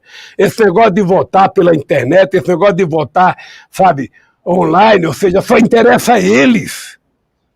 O nosso povo tem que voltar lá para dentro para pressionar, para marcar reunião, para fazer reunião, para ir na porta de gabinete de deputado conversar com o deputado. Porque senão eles vão fazer o que eles querem. Presidente, ontem é uma pesquisa de uma afiliada da Record e lhe mostra com uma grande vantagem no primeiro e no segundo turno em relação ao Bolsonaro. Mas o que me chamou a atenção não foi a pesquisa, se confirmou outras pesquisas, mas ela ser uma pesquisa de uma afiliada da Record. Aí eu queria lhe perguntar algumas coisas dentro disso. Uma é a seguinte, né, a Record é do Bispo Edir Macedo. Numa das pesquisas anteriores, o senhor aparece com um ponto na frente entre os evangélicos em relação ao Bolsonaro. Né? Eu queria saber se o senhor está disposto a voltar a conversar com setores que foram mais radicais contra o senhor, dos evangélicos, incluindo Edir Macedo. Isso por um lado. Eu quero falar de pessoas votos em disputa, não quero falar de votos ganhos. Aí tem lá o Felipe Neto, um cara de 40 milhões de seguidores, fala com um segmento de gamers, de juventude e tal, que já foi muito crítico, como foi o Reinaldo Azevedo também. O senhor vai conversar com o Felipe Neto? Esse pessoal do BBB, né? Arthur, Juliette, o Gil do Vigor, que já sinalizou para o senhor, já disse que está mais para PT do que para Bolsonaro. O senhor vai conversar com eles? Eu quero sair um pouco da política, eu queria falar um pouco de votos em disputa. Você tradicional, né? Você entrou na política, Rovai. Ô, Rovai, quando eu fui candidato em 89, sabe, eu tenho uma memória razoável. Eu lembro que naquela ocasião a Igreja Universal não tinha televisão ainda. Eles fizeram 1 milhão de jornal me chamando de demo. Tá? Na capa era o Lula, o demo. Eu, quando fui eleito presidente, eu estabeleci uma relação com todas as religiões, sabe? Todas, sem distinção, sabe? Com o maior respeito, com a maior dignidade possível e da forma mais democrática possível. Eu não tenho nenhum problema em conversar com todas as religiões, porque eu não quero saber se o voto evangélico é católico, se o voto é um voto muçulmano, se é da matriz africana. Eu não quero saber. Eu quero saber que o voto, sabe, é um voto de brasileiros e brasileiras que têm mais de 16 anos e que vão votar na perspectiva de construir esse país. É nessa perspectiva que eu vou conversar com todo mundo, meu caro, com todo mundo. Então, religião para mim não é problema. Sabe, não é um tema que eu gosto, eu sou religioso, eu sou um homem de muita fé, e eu quero dizer para o povo que o Bolsonaro é o tipo do cara que não acredita no que ele fala de religião. Ele não acredita. Olhe nos olhos dele quando ele fala de religião, ele está mentindo. Ele não acredita. Se ele acreditasse em Deus, ele não utilizava o nome de Deus em vão como ele utiliza. Sabe? Então, é uma coisa que eu quero discutir com a sociedade brasileira, quero discutir com o católico, com o evangélico, com todas as matrizes religiosas. Não tem problema para mim. Tá? Agora, com relação também aos grupos, aos blogs, aos rádios, à televisão, ao Felipe Neto, a todo mundo, veja, eu não tenho por que não gostar ou gostar dessa gente se eu não os conheço. Se for necessário conversar, eu conversarei com o Felipe Neto. Eu conversarei com todas as pessoas que você citou aqui, eu não tenho, sabe, problema de conversar. A gente pode conversar e não concordar. A gente pode conversar e ele continuar pensando do mesmo jeito e eu continuar pensando do mesmo jeito. Tá? Agora, o que eu gosto de conversar não é para saber as coisas negativas que as pessoas pensam de mim ou eu dizer para eles as coisas negativas que eu penso deles. Não. Eu acho que duas pessoas que sentam para conversar, elas têm que ter disposição de serem convencidas. As pessoas não têm que terem medo de serem convencidas. Porque tem gente que não conversa porque não quer ser convencido. Aí eu não vou conversar porque o cara vai me convencer. Ah, aquele tal de Lula é bom de bico, ele vai me convencer. Ou Não se é ele bom convencer, né, Lula? Você convence mesmo. é bom de bico, ele vai me convencer, não. A gente tem que sentar numa mesa totalmente aberto, deixa a paixão de lado, o preconceito de lado e vamos conversar. Eu, em algum momento, eu vou procurar muito mais gente para conversar, ô Rovai. Sabe? Primeiro, porque eu gosto de conversar. Segundo, porque eu gosto de aprender. Sabe? Eu gostaria de saber como é que um menino como esse Felipe Neto tem 42 milhões de seguidores, não tem 40 anos, eu já tenho 75, ninguém me segue. Sabe? Eu quero saber como é que alguém é tão seguido assim. Quem sabe ele me deu uma aula e eu vou arrumar um pouquinho de gente para me seguir. Ultimamente nem minha assessoria está me seguindo, rapaz. Lula, estamos chegando ao final da entrevista, eu quero respeitar o conversar, eu gosto de conversar porque eu gosto de aprender. Claro. Sabe? Muito bom. Você percebe que eu tenho as orelhas um pouco caídas, sabe? É de tanto ouvir.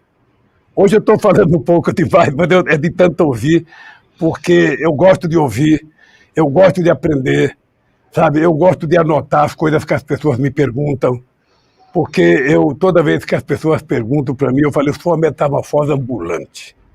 Eu não sou um cara, Lula, mas antigamente você pensava assim, antigamente, mas agora eu não estou mais antigamente. Pô. Agora eu estou aqui, no presente, eu mudo de opinião.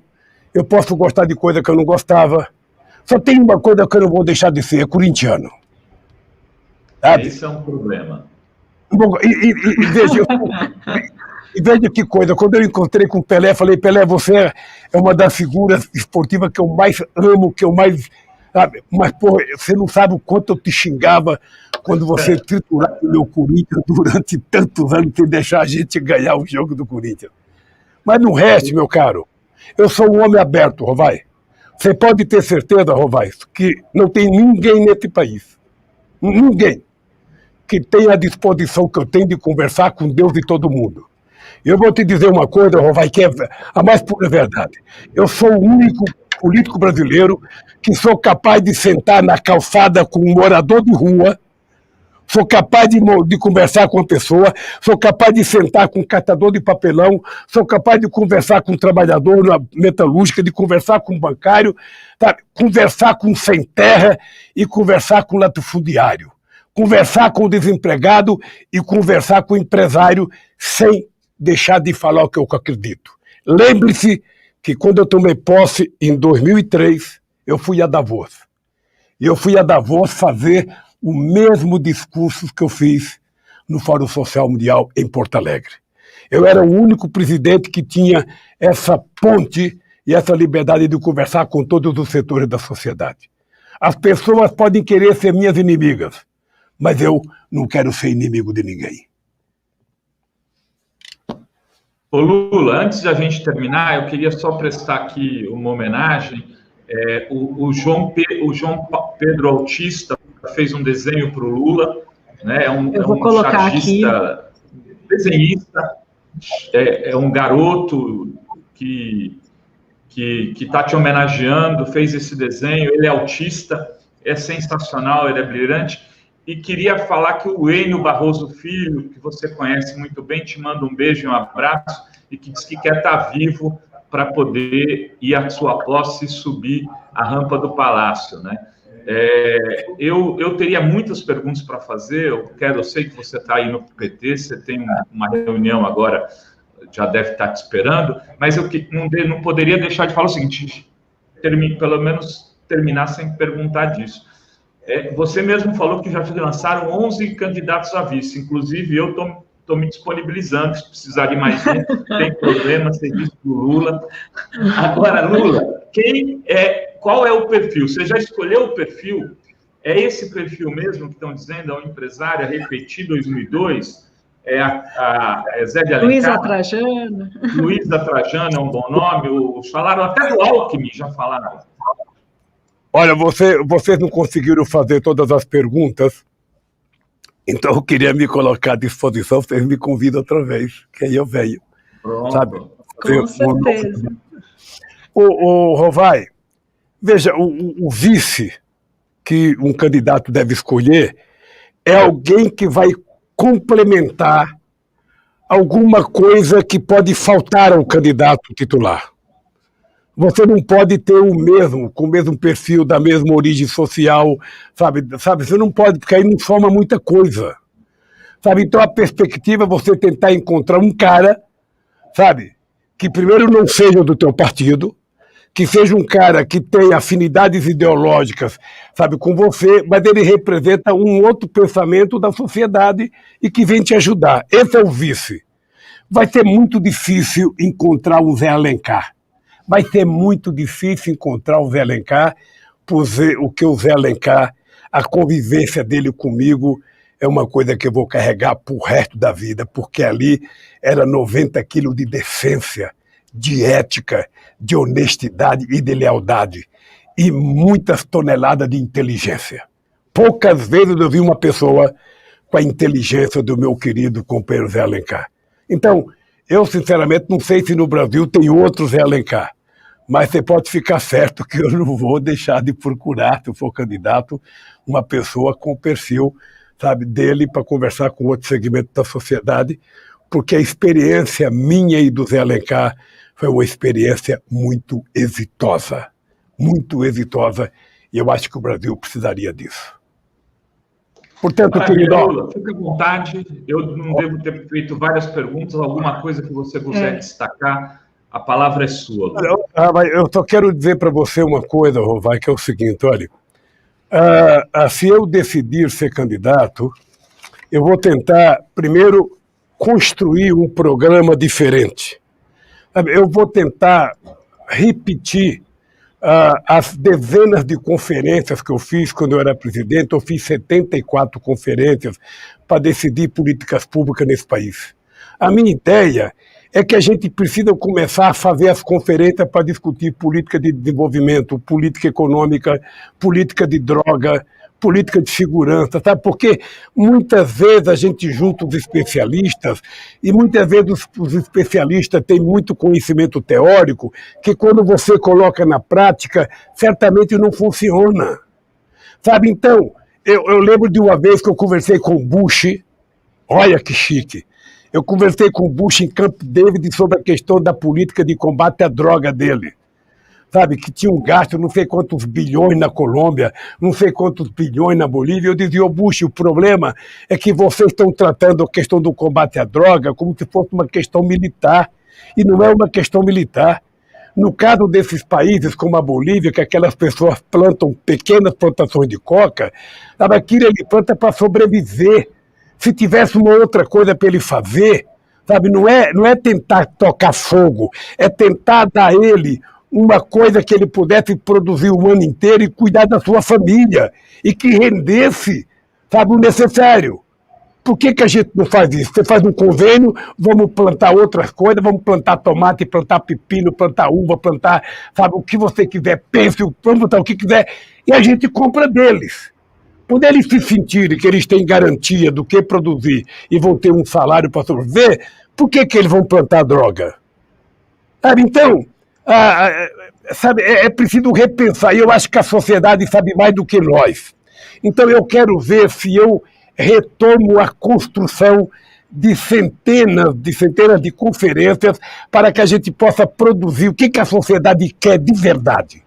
Porque eu acho, Rovai, eu vou terminar dizendo isso, eu acho que uma coisa sagrada para nós é o seguinte: tratar de segurança, tratar de droga, nós temos que ter consciência que enquanto o Estado não estiver ocupando o seu papel na sociedade, ele não vai conseguir cuidar disso. Porque o Estado tem que estar presente, oferecendo oportunidade de emprego, oferecendo oportunidade de lazer, oferecendo oportunidade de saúde, oferecendo oportunidade de educação, de cultura. Sabe? O Estado tem que estar ali perto da comunidade, oferecendo o direito de ir e vir para as pessoas. Enquanto o Estado estiver afastado, o Estado está facilitando a violência, está facilitando o trânsito de droga, e isso eu quero discutir com a sociedade. Sabe? A sociedade tem que aprender o seguinte: somos nós, a sociedade brasileira, agindo, trabalhando, participando, e não uma sociedade passiva que vai consertar esse país. Eu não quero uma sociedade calada, eu quero uma sociedade falante, que ela fale, que ela cobre, que ela brigue, porque o Brasil só será construído quando o povo estiver pressionando as coisas acontecerem nesse país. É com essa ideia que eu penso que a gente pode consertar o país. Tá? Então, Rovai, muito obrigado, Dri, e dê um beijo no Luca e fale que no outro programa você traga ele para a gente ver como é que está a cara dele, se ele está aí. Se ele estiver aqui, vou chamar ele. Luca, cadê o Luca? Traz ele aqui. Chama ele aqui, vem falar com o Lula. Vem dar um oi final, um abraço final aqui. A gente termina com o Luquinha. Vem cá falar com o tio Lula. Olha como ele tá bonito, Lula. Ô, Luca, beijo, querido. Fala, manda um beijão pro tio. E a gente termina com um momento fofura aqui, essa entrevista aí com o ex-presidente Lula. E agradeço por demais. Em breve a gente vai pedir outra, porque a gente quer atualizando os assuntos, Lula. É isso aí. Dri, a gente continua mais um pouquinho? A gente pode continuar mais um pouquinho, né?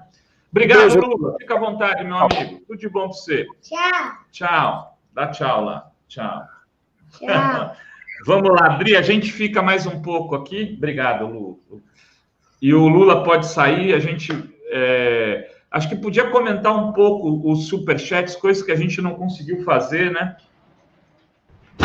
Falar com as pessoas, dialogar um pouco nesse final aí emocionante do Luca, dando um oi para o Lula. É isso aí. E tem vários, até peço desculpa, agora ele veio aqui. Agora o Lucas se animou, tem essa, agora... né? Tem o custo. Pois é, queria agradecer Raimunda Núbia, tornando membro aqui do canal da Fórum. Tem vários superchats. A Lígia Coutinho, ela queria que a gente falasse aqui, deixa eu pegar aqui o superchat dela, para dar os parabéns ao Plantão Brasil pelos 500 mil inscritos. Então, o Rovai já falou, né, aquela hora para em nome do Rony, agradecer todos os youtubers e parabenizar. Like. Isso, deixa seu like, como diz aqui. Inscreve no canal e ativa o sininho aí. É isso aí, Rovai. Então, eu queria fazer uma avaliação rápida aqui do que foi a entrevista. Tem muita gente nos assistindo. Primeiro dizer que eu mantenho aqui uma estátua, né, da entrevista que eu fiz com o Lula lá na Polícia Federal, uma foto feita pelo Stuckert. Quero agradecer o Stuckert que fez toda a transmissão, o Zé Crispiniano que agendou a entrevista, assessores todos do Lula. Acho que a gente deu conta de fazer perguntas para atualizar um pouco o momento político e tentar trazer aí esse novo Lula, o Lula de fato livre, né? O Lula que vem com uma energia revigorado para fazer a disputa para 2022. O Lula é candidatíssimo. Ele não falou que é candidato porque ele tem que ser escolhido pelo partido, vocês entenderam. O que significa que o PT já escolheu o Lula. O Lula é o candidato de todo o PT.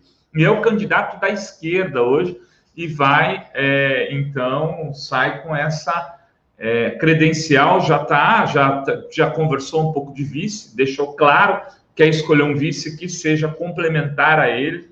Então, ele quer alguém do mundo empresarial, isso também já dá para afirmar claramente. Como dá para afirmar de alguma forma que ele vai tentar reestatizar as estatais a partir de compra de ações. Ele não falou isso claramente, mas deixou nas entrelinhas, como ele fez com a Petrobras. Ele tem capital aberto, o governo vai lá e vai comprar. E vai tentar comprar de volta. Não vai reestatizar no modelo clássico, mas vai reestatizar no mercado de ações. Falou da reforma administrativa, ou seja, chamou os funcionários públicos a pressionarem o Senado, porque depois que passa, fica difícil. Tem que pressionar para não ter privatização da Eletrobras, tem que pressionar para não ter reforma administrativa, dialogar com os senadores. Fez também um debate aí sobre essa questão da CPI, está de olho nisso, e falou uma frase: olha, Rovai, você nem vai gostar, mas eu vou falar com gente... Mas ainda, então, não sei quem vai ser, mas ele está disposto a falar para lá do Fernando Henrique. Ficou claro isso, né? ele vai procurar, deu um recado para o Felipe Neto, que é seguidor do Felipe Neto para ele, né? Deixou claro que não tem nenhum problema de discutir com os evangélicos, enfim, uma entrevista que eu acho que tem várias manchetes, várias pautas para outros veículos repercutirem, podem, né, muitas vezes mas se eles não repercutirem, a gente repercute, porque a gente tem vocês, essa coisa maravilhosa chamada Comunidade Fórum, né, que nos dá vitalidade. Agradecer ao Rony Teles, ao Magrão, que transmitiram aqui a partir do canal. O Rony, que acabou de chegar a 300 mil seguidores, muito gentil, fez a sua pergunta também. A Sinara Menezes, que mandou pergunta, ao Marco Aurélio, ao Caseiro, ao Tadeu, né, que fizeram perguntas pelo chat, a Tadeu Porto, Marcos Caseiro, o Caseiro que vai estar aqui amanhã. Enfim, não sei se tem mais comentários, se você tem mais...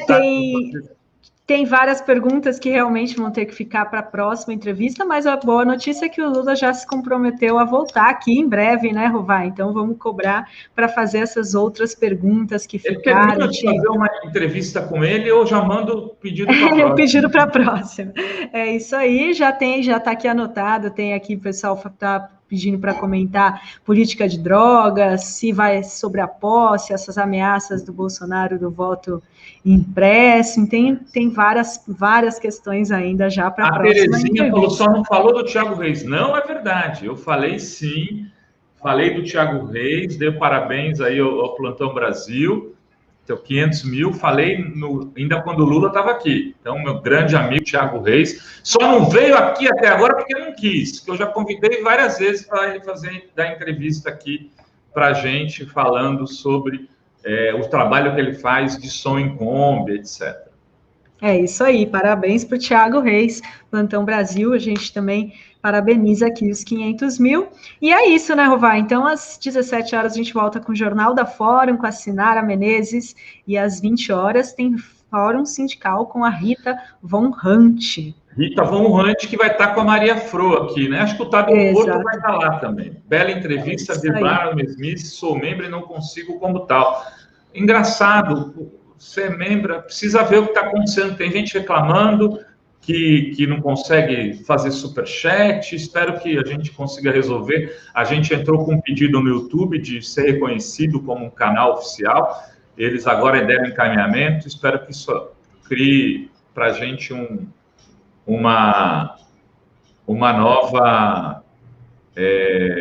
novo momento no YouTube. E aí, quem está assistindo no Rony Teles, se não conhece a Fórum, vem cá e se inscreva. Quem está assistindo na Fórum, não conhece o Rony Teles, o Plantão Brasil e outros youtubers, faça o mesmo, se inscreva. Gente querida, gente linda, beijos a todas. Beijos. Vou comer, que 2 horas eu tenho uma reunião. Enfim, isso aí. Uma ótima tarde para todos. Vamos.